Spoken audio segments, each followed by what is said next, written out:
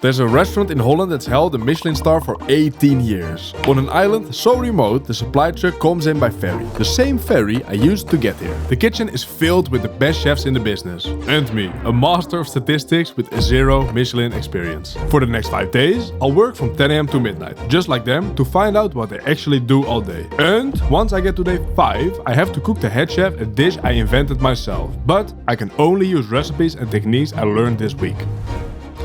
Alright, we're here. First thing, let's get changed. Alright, let's go. 10 AM to 4:30 is mise en place time. Kitchens love to use French words because a legendary French chef basically invented the whole modern kitchen. He turned it into a chain of command. The chef on top, followed by the chefs de partie, who in turn are responsible for the coupa-troupas like me.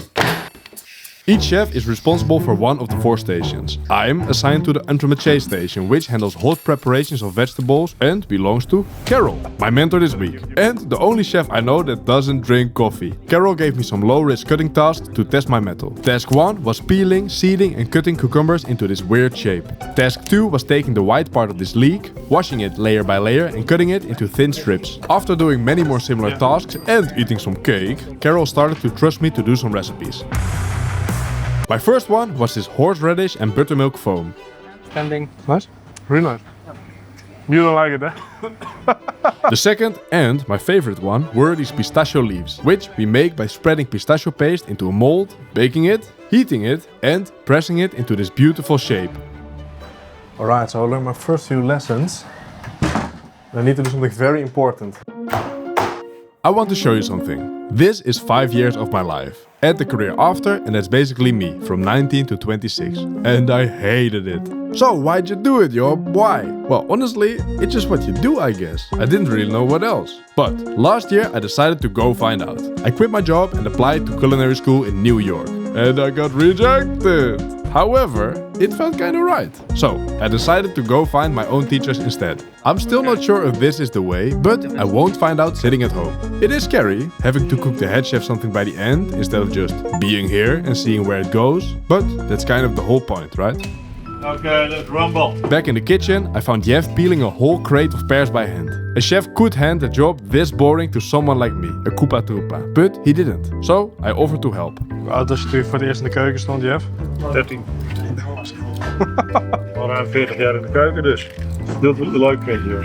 Quick het uit erbij. Jef opened this place at 25. His wife, Nadine, runs it with him. And together they've held a Michelin star for 18 years. Just to put it into perspective, the year they got their star, this was the most sold phone, this was what the YouTube app looked like, and this was me. It's been a while. Dan wordt die daarna even gek. En niet meer gooien. Oh, ja, oké. De moeder natuur heeft speciaal voor jou hele mooie peren gemaakt. Je hebt gelijk, Jeff. Je hebt helemaal gelijk. Je wil niet weten dat het grote verschil is. Als je het exact doet en aandacht geeft, dan heb je dezelfde peren en toch ziet het er toch 100 keer beter uit.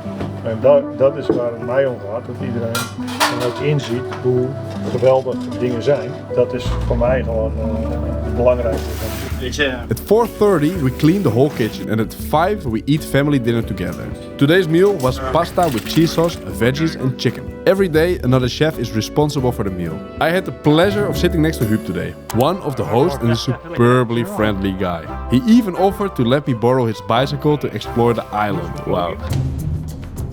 Jef doesn't do à la carte. You choose between 5 or 7 courses and chef decides the rest. Who likes the choosing ritual anyway? Since everyone eats the same thing, we can prep the cold dishes in a big batch. I always assumed plating was like a super hard Michelin skill, but actually it's very easy. Chef invents the dish and we just assemble it like a Lego kit. There are some ground rules though. Plate in odd numbers, build height, keep the rim clean, like a frame around the painting. Cold dishes are forgiving, but hot ones are a totally different sport. Finished lightning quick at the pass by cool chefs like Michelin Morris. Hopefully I'll be able to do this by day 5. And here is where I noticed something. The chef wasn't even in the kitchen this whole time. Instead, he was at the other side of the pass, orchestrating all the dishes going out, cutting meat, finishing plates, everything. It's crazy. I expected fire, yelling, chaos, but instead it's dead quiet, like a Buddhist monastery. So, chef is orchestrating, Michelin Morris is plating, but where am I? Well, I tried helping Carol out with the cream circles, but I messed up, so I got demoted to mushroom cutter. Well, I still have a lot to learn, but also a lot to grow. The last main course just went out. At this point, the guests still get coffee and dessert, but Carol handles all of that so we can start cleaning. I saw Morris writing in a notebook all night, which sparked my curiosity, so I came over and asked him, "What are you writing?" He said, "Brother, this is what it takes to become a Michelin chef." Gewoon denken van, hey, wacht, iemand zegt het tegen mij, ik schrijf dit op en ik doe dat ook mee. Ik pak dat op, ik studeer dat. Elke avond studeer ik minimaal een half uur tot 3 kwartier. Gewoon studeren op mijn studeerkamer. Michelin Morris works at the cold station. He is responsible for the cold starters and bites.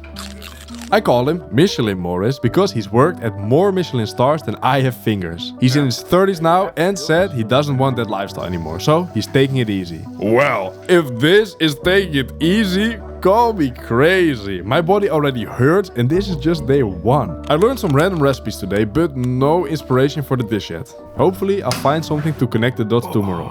I'm destroyed. What a day. So much to talk about. But first I'm going to bed. I am tired. Good morning. Just woke up. I'm gonna have some breakfast and we go. But before we go, let's do a room tour. The entryway, the lounge, and they even left a little cake for me. How nice. The bed, which is so nice. The washing area, double faucet for you and your lover. The first half of the bedroom. Who didn't put this down? And the second half of the bathroom. And now the best thing, the views. Wow. And there's even a little terrace here. Come have a look. Wow. Hey, wait! Who is this? Today we are joined by Nadine. She wasn't there yesterday because she is still in culinary school and had some classes. Her big dream is to graduate and promote from Koopa Troopa, like me, to Big Chef like Carol or Morris. Her small dream is to pass her driving test in 2 days and get her license. First, I spent an hour cutting meat and portioning it into perfect 38-gram circles. I'm starting to see 95% of the work is quite simple, but needs to be done very precisely. So, the biggest part of becoming a great chef isn't learning fancy techniques, it's finding ways to get through an ever-growing list of tedious, time-consuming tasks in less time. But there is one productivity trick that beats all others, and I noticed it last week when visiting a bakery. See if you can spot the improvement. So, I went in for a coffee and a croissant and I watched an employee fill 50 pastries. Each one needed a single strawberry, so they grabbed the strawberry from the box on the right, cut off the crown, cut it through the middle, put the knife down, placed the strawberry in the pastry and repeated the whole process 50 times. This took me 6 minutes and 30 seconds, but there is a faster way and it's called batching.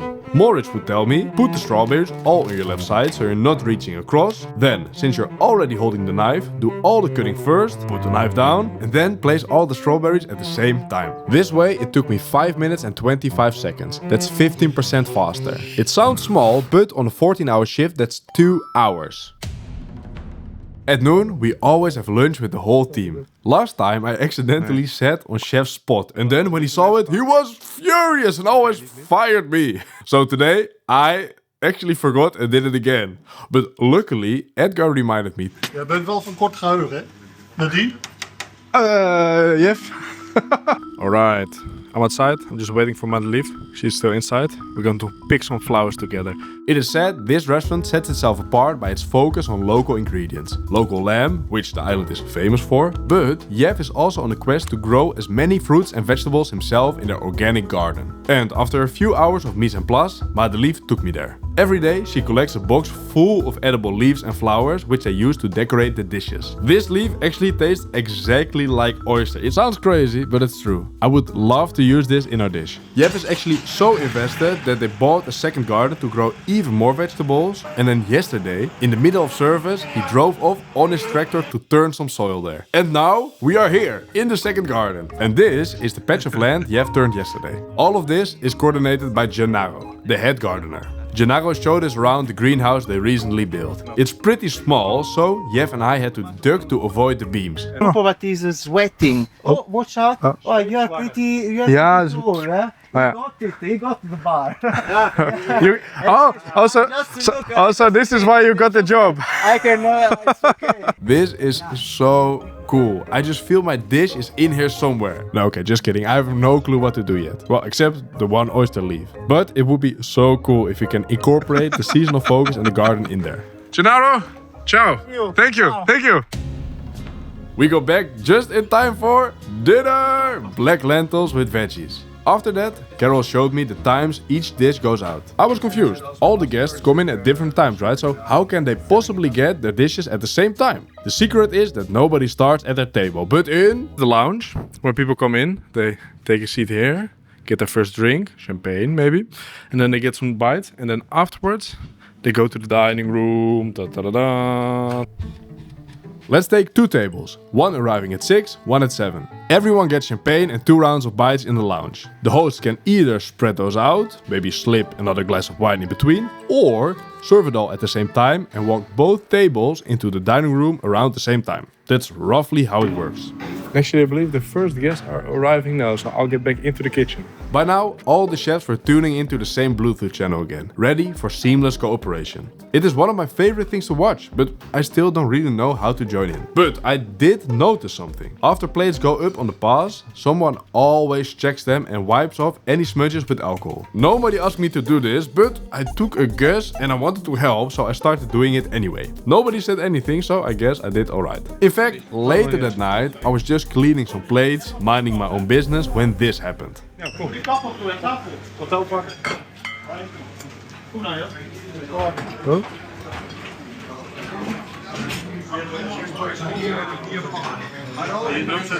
Ja.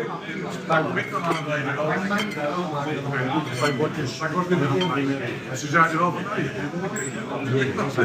Ik pak deze 2, oké, dan die 2. Ja. Ik val ook een beetje. Ik zet die nog overgaan. Nee, Alsjeblieft.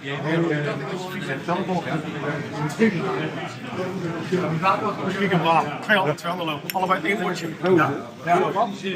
Wacht hè. Alsjeblieft. Oh. Sowieso zijn we niet zin. Alsjeblieft. Wat zijn nou? Ja. Alsjeblieft. Hier. Achter je? After that, I didn't dare clean any more plates, but I also didn't want to get in the way. So, I found out that if I stood next to Chef, on this exact spot, I would get a continuous stream of wonderful trimmings of fish and lamb. And then it happened. Jef handed me this piece of fish and wow, it was soft like a cloud, painted with olive oil and gently cooked under the heat gun. I have to learn how to do this. This was incredible. Ladies and gentlemen, we have found the main component of our dish. Sea bass, lock it in, baby. The hot dishes are going out and I want to introduce you to the man making it all possible. Barry. Like Morris, he earned his stripes in the Michelin world long ago and he has been at Jef's side for over 10 years. His station is roti and he is the reason the sauces are hot when we need them and pieces of perfectly cooked meat show up magically on Chef's cutting board. Bellissimo. Stop. Jongen, pak maar eens even warm water. Warm. Heet water. Dat is lekker, dat is badtemperatuur. Lekker. Hier kun je het op prima mee schoonmaken. Ja, maar dat kan wel. Stop je handje. Ja, hè. Wat doe jij? Gast, dat is veel te heet. Alright, just finished shift. Long days. It is now 12 o'clock. Okay, I got invited by Nadine to join them for bootcamp tomorrow, 10 a.m. So I'm going to shower really quickly and then I see you tomorrow for bootcamp, 10 o'clock. See you then. Ciao, good night. That was a lie! I was wrecked but also still so full of adrenaline. I couldn't sleep until like 1:30. I have no clue how these guys keep this up for years. I'm tired. I dreamed about the dish tonight and I thought I had a great idea, but now I'm awake, I see it doesn't make sense at all. We really need to make some progress today because I want to test it tomorrow. But first, let's make sure we survive this bootcamp with Alex Hormozy. Chef told me first timers always puke. I really hope I don't. I didn't puke! Woo. While everyone else was showering, I explored the restaurant some more and I found this secret room. This is actually crazy. Jef and Nadine won so many awards. Among them, Nadine's award for the wine pairing specialist of the year, or chef certificate for joining the Patrons Cuisiniers, a secret society of Dutch Michelin chefs founded by Kees Helder, the first ever Dutch chef to achieve the legendary 3 stars. Honestly, seeing 18 years of awards on one wall just made me more excited and nervous about cooking for this man. But then I was snapped out of it by a sound. I went to investigate and found a birthday party, oh my god! Today Carol turned 25 apparently. I love birthdays and I love cake.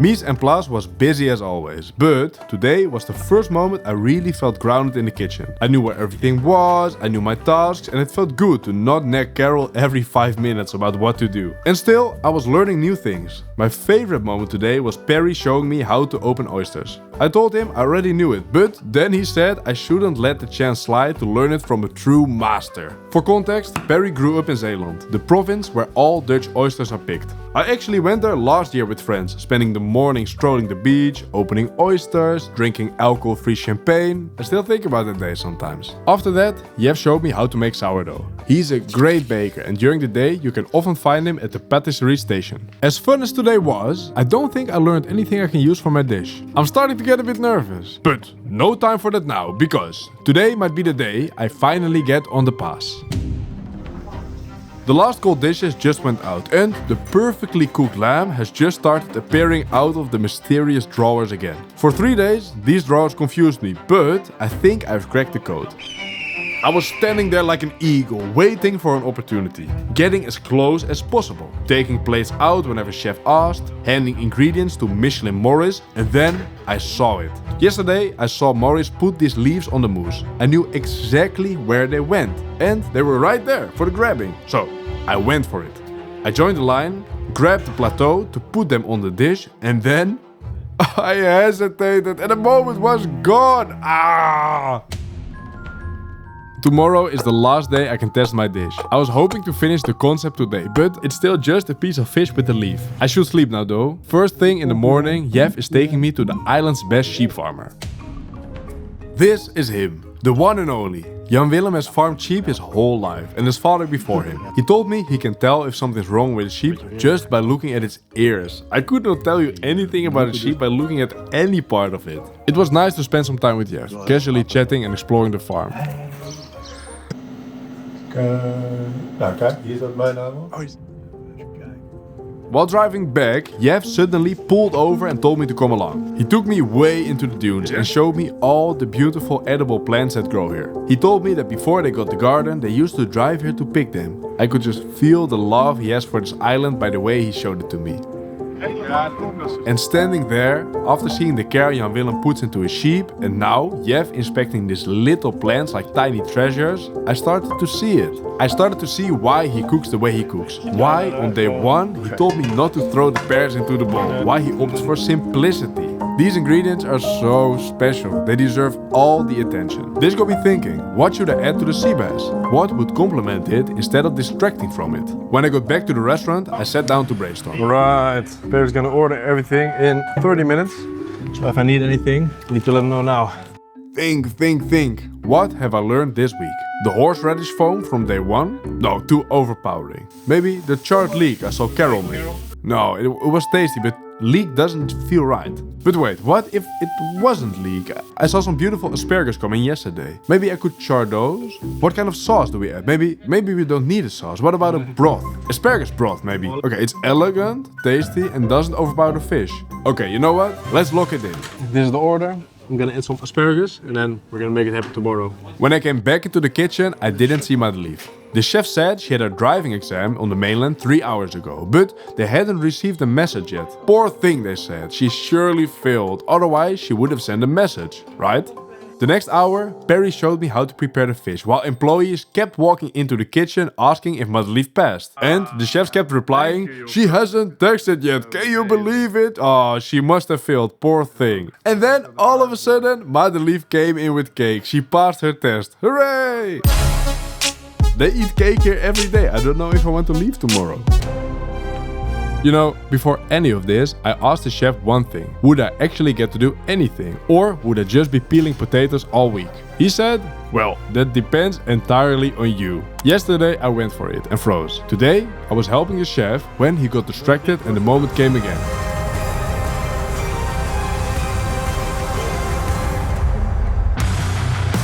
From there on, Michelin, Morris and I were a killer team. We flowed around each other, picked up where the other left off and sent out dish after dish. Oh, it was one of my favorite moments yet. When service started slowing down, I noticed something though. Carol had some leftover asparagus broth and there was still a piece of sea bass trimming on the cutting board. My dish was right there. The perfect chance to sneak off and taste test my flavor combination for tomorrow. I just tasted some sea bass with asparagus juice and I didn't like it at all. Oh, what am I gonna do now? I'm gonna think. I promised the chef my dish at 4 p.m. That gives me 8 hours to figure something out. And right now, I'm back at square one. Just the fish and the leaf. Why do I always do this to myself? I could have just come here, peeled my cucumbers and had a great week. But no, I had to make it complicated. Well, welcome to my life. But this isn't helping. I can only start small, try things and see what feels good. Today, I luckily only had to shuck 3 oysters for Perry, so I got that out of the way first. Then I started getting into my groove. I made a buttermilk sauce, beurre blanc, mushroom sauce, etc. I tried so much I was starting to lose the plot. So I laid it all out on the pass, tried it, and I didn't like any of it. Well, except the charred asparagus. Those were fire. And then Perry came over to ask me about the oysters. I'm done. Oh, that was quick. Thanks. Quick, I said. How long can it take? 3 oysters. Then he looked at me. 33. I said 33 oysters. I was like, oh my god, no.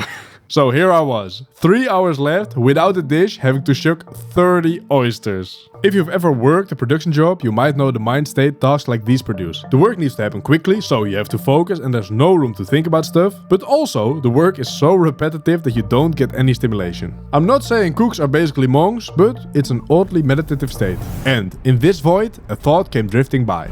In principe is zeg maar de allermooiste smaakmaker shallot en ui. Als je ergens een shallotje of een uitje aan toevoegt, dat brengt alles omhoog. Onions. Onions and butter. What if the sauce was just onions and butter? It would need something floral though, and something acidic. And then I remembered. On day 1, while showing me around the garden, Jef showed me this plant, sorrel. It seems ordinary, but when you bite into it, the juice is sour like a lemon. That could work! A sauce so simple, I'm almost embarrassed to serve it after 5 days in the Michelin kitchen. But it tastes light, floral, simple. I love it. For the first time today, I actually love it. Turns out, just a fish with a leaf was the answer all along. So, I brought it to Michelin Morris. I like the flavors, he said, but you're leaving some technique on the table. I want to teach you how to make this sauce properly. Beurre Monte. Standing there with Morris showing me how to bind cold butter into a sauce, I thought about how crazy this week had been. Michelin Morris, playfully showing me what it takes to be a Michelin chef. Perry teaching me everything about fish. Carol teaching me everything about, well, everything. And then there's Jef. On our little adventures together, he showed me how beautiful and extraordinary the ingredients in my hands really are. I always knew, but now I understand. Instead of skills, he gave me a new perspective. And I can't wait to use it, in the kitchen and everywhere else. I wish I could show you a nice picture of my final dish, but to be honest, I was so nervous I forgot to take it. So, take a good look, and now let's present it to the chef.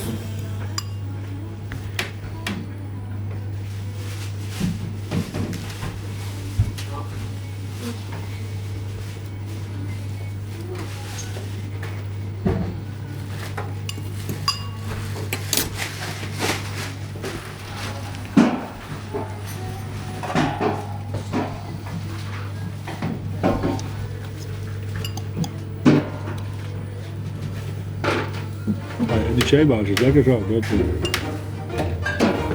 Kijk, die zeebaars door die saus heen halen, dat is lekker. Ja. En dan wordt die zeebaars ook lekkerder van. He then talked some more about how good cooking is simple but not easy and how beautiful the sea bass is. While he was talking, he ate the rest of the sea bass straight off the cutting board and he finished the whole bowl. Thank you to Jef, Nadine and the whole team for having me, truly. So, where should I find my next teacher? Let me know down below and I'll see you there.